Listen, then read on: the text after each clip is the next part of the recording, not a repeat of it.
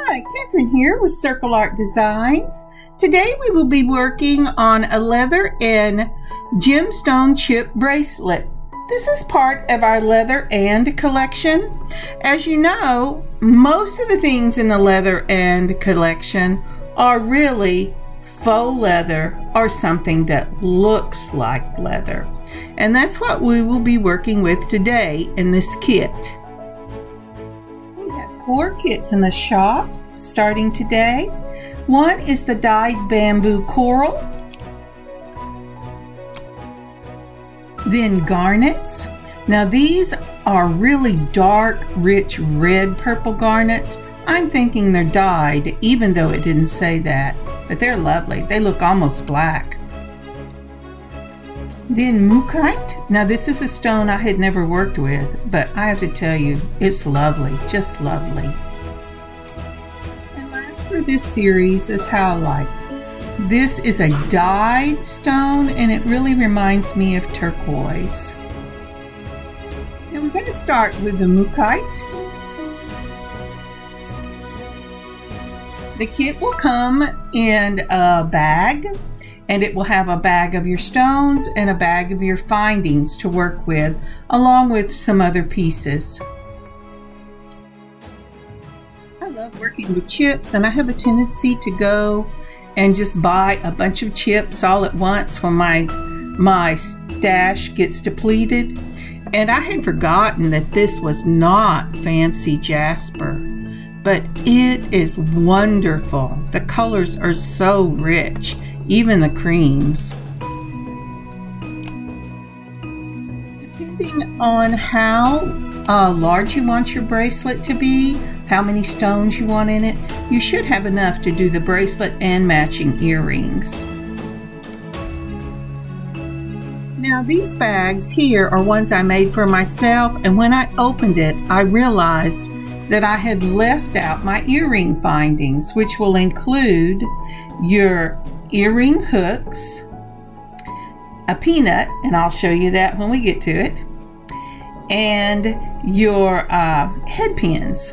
I had just forgot to put them in my bags at all, or at least the first one. So besides your earring findings, you should have daisy spacers,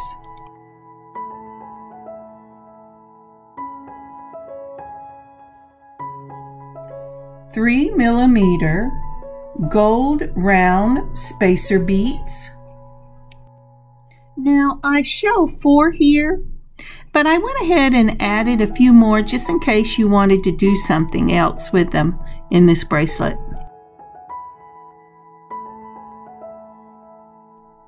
Then I added 3 jump rings.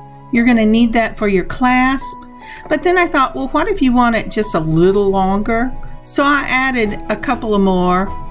I don't remember total, maybe 5 total, 6, so that you could add a little length. And you should also find in the findings envelope, oh, it's not an envelope, it's a bag, a magnetic clasp. So what are you going to do with all of these? Well, in the large bag, you will find 2 things. The first thing we have is something called jewelry tube or tubing. You will find it a 4" to 4.5" in either black or brown, depending on which kit you order. And the last thing in the bag should be a piece of memory wire that we've cut to make this bracelet. And there you have it. Now this makes up just a wonderful little bracelet. It's a single bracelet. It wears much like you would a bangle. And I really, really love them. They stack beautifully. So I'm using round nose and chain nose pliers for this project. Let's get started. The first thing you're going to want to do is turn the end of your memory wire bracelet. Only one side. You're going to use your round nose pliers for this. Now holding the end flush up against your pliers. You don't want anything sticking out on the other side. You're going to begin to turn in little increments towards the top of your bracelet. That way, the loop will sit on top of that circle, and keep turning till it touches the bracelet wire itself. Then go in with your chain nose pliers or whatever other plier you like to use, and you're going to gently mash that circle to completely close the turned end up against the bracelet, and then we'll be ready to start. You have to be pretty diligent with this because memory wire holds its memory, and it does not want you to turn it the way that it wasn't meant to go. But it's very important that you get that little loop closed. Would you please take a moment and like and leave a comment for this video? Thank you. And now you're ready for your tubing. We're using black tubing on this one. Now, if you saw it, my wire cutters flashed by real quickly. You can use scissors to cut this or wire cutters. You're going to hold the two ends together and mash at the center, trying to get as close to the center as possible, and clip it with whichever instrument you want to use. Now, pulling the curve out straight, you want to make sure that both pieces match. Cut them as flat-ended as you can also, and don't worry if you have to cut a little bit off because I gave you extra. You really do have more than you really will need. The wonderful thing about this tubing is you see that little hole? Well, that thing is going to just slip right over that memory wire like a glove on a hand. So we will begin this piece with a 3mm gold spacer bead, and then we will put on the tube, and it slides right down. Isn't that pretty? Now you're going to put on another of your 3mm spacer beads.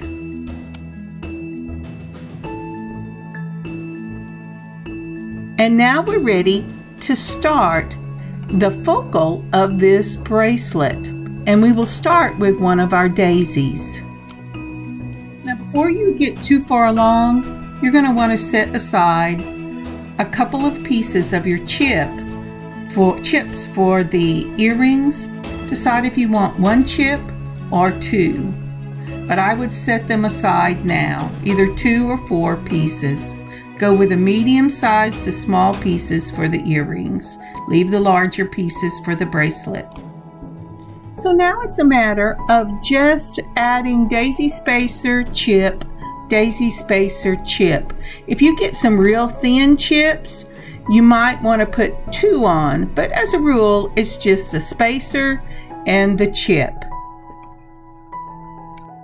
The more random you can be in your selection, the prettier this bracelet is. Really, the randomness of the chips is what makes it. Now for this bracelet, I used 10 of the daisy spacers. I began with a daisy spacer, and I'm going to end with the daisy spacer. But depending on the width of your chips, you know how big they are across, you may need to put 12 daisy spacers or 11 daisy spacers. You just have to eyeball to see where the center will be.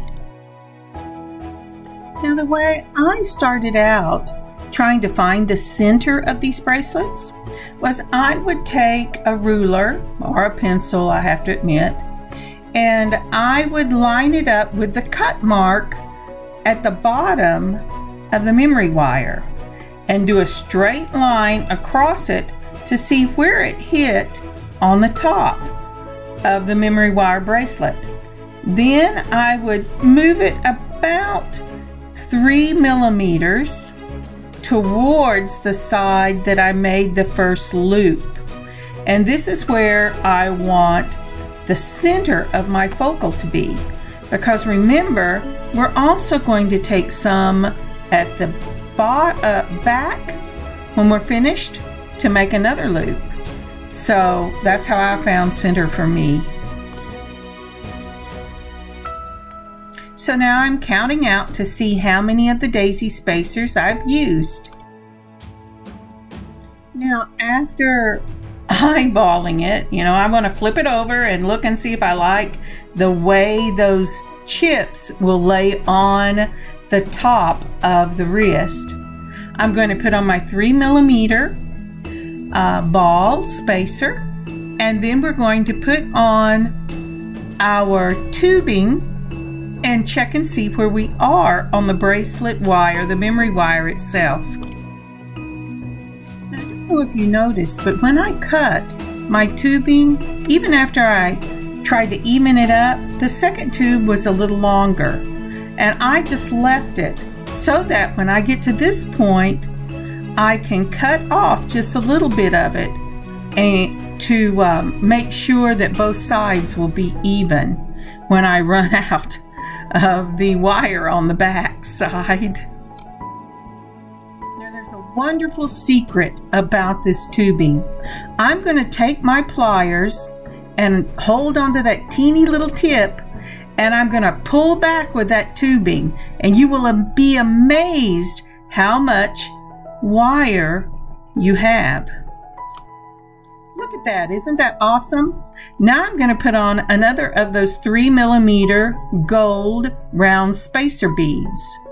And then I'll have to pull that wire back out again. This cinches it real tight, and it will cause those spacer beads to go right up against your circle so that nothing can get out of it. And just like with the first time we made a loop, we're going to take our straight nose pliers and we're going to hold it between even on the back side so nothing's poking out, and take several little turns on those straight nose pliers to make a circle on the top side of the bracelet.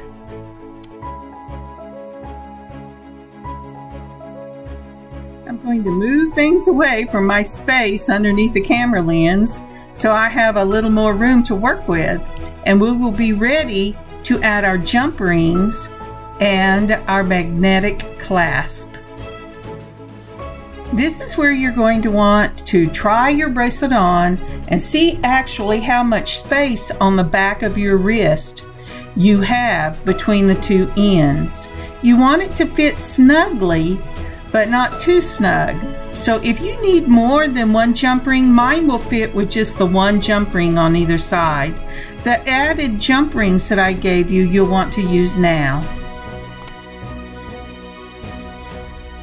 To open up the jump ring, you're going to take two pliers. You're going to hold the jump ring between the two pliers with the slit at the top. Then with only one of your wrists, you're going to twist the jump ring open.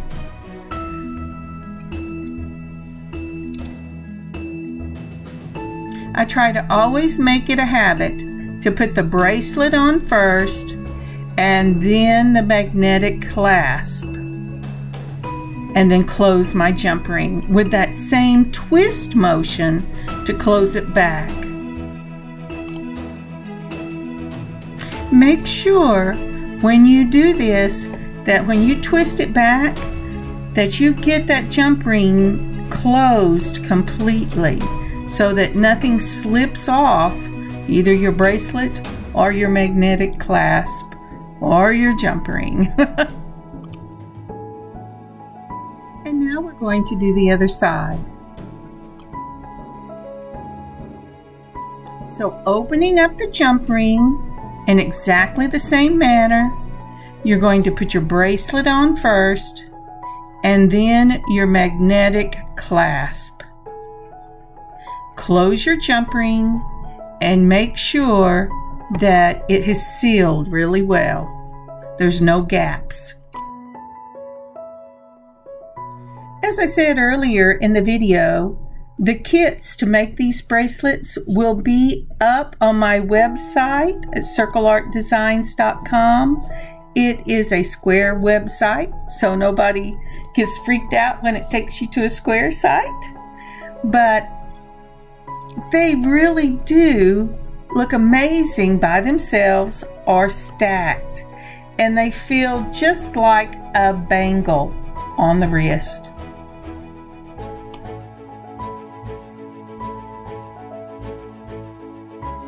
Now I realized I was having some trouble with this magnetic clasp and the way it was hanging, and I turned off my camera to really inspect what I had done, and the magnetic clasp wasn't wanting to hang on the jump ring correctly.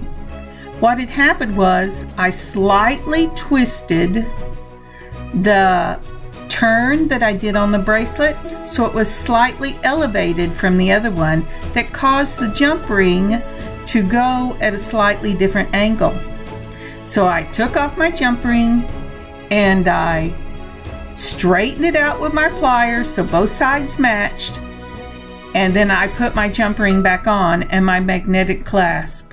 The other thing you really want to be aware of is that when you're putting these jump rings on, always have your bracelet facing the same direction. Even if you can wear it either direction, always have the same side up.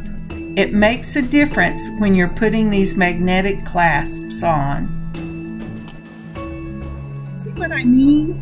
It really hangs beautifully on the wrist. And now we're ready to start our earrings. The earrings in the package, you should have 3 of your gold-plated head pins. I put 3 in case we messed up one.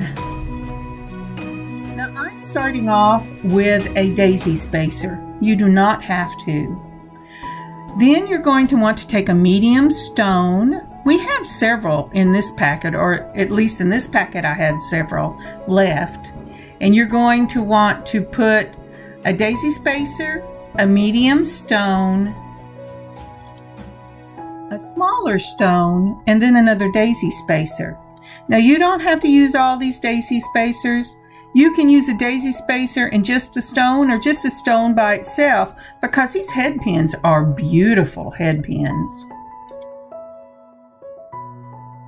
Now in your kit, you'll find slightly longer head pins than I'm using here. This is 24 gauge gold plated head pins. So the wire is real thin feeling. That is why you can wrap it if you want, but I don't think there's really enough room to wrap with 2 stones. So I did a double or a triple loop to close off this section of the earring.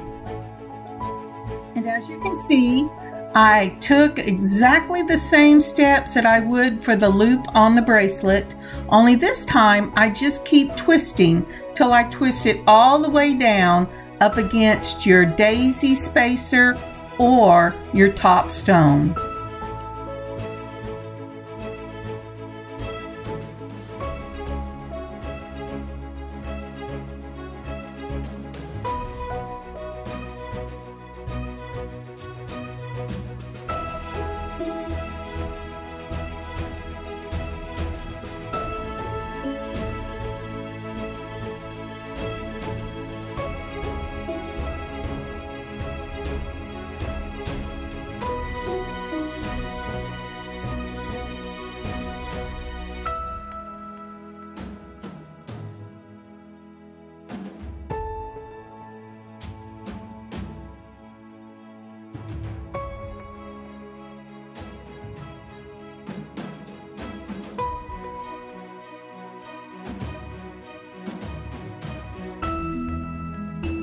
We're just going to twist the second dangle the same way we did the first, right up against the stone.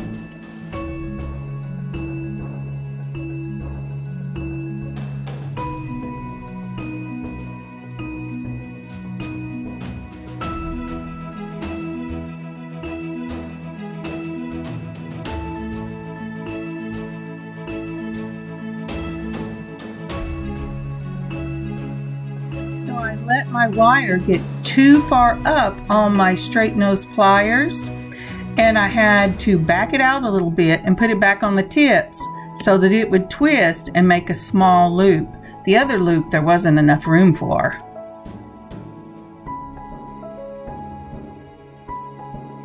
Now this is our peanut.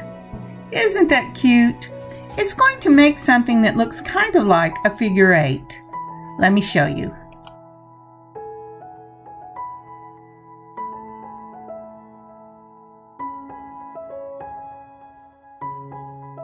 Now the first thing I'm going to do is put my dangle on the peanut. Then with pliers, I'm going to close the two sections together and make a closed loop. It will kind of look like a tear shape. Now once that is closed, I will add my ear wire to the top part of the peanut. And holding them between my fingers, I'm going to close the second loop the same way.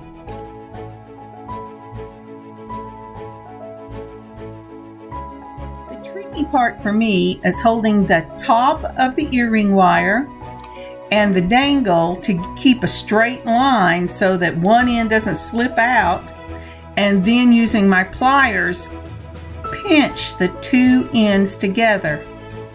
But it can be done. Isn't that a lovely little figure 8? I love the way these look on the ear. I love the way they move.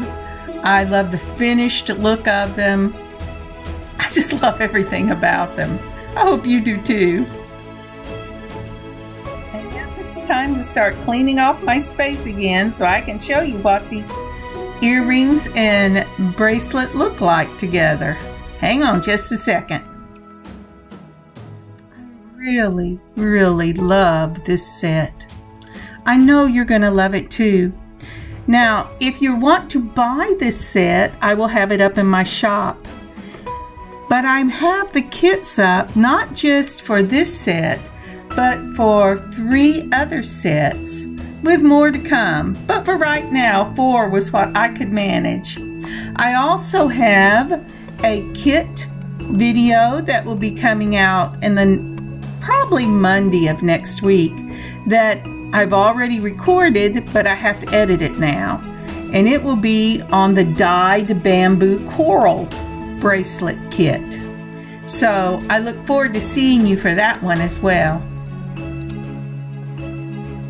Thank you so much for joining me on this beading adventure today. The link to the kits in our shop will be listed in the description box below. And I hope you have a wonderful beading day. Kathryn, CircleArtDesigns.com.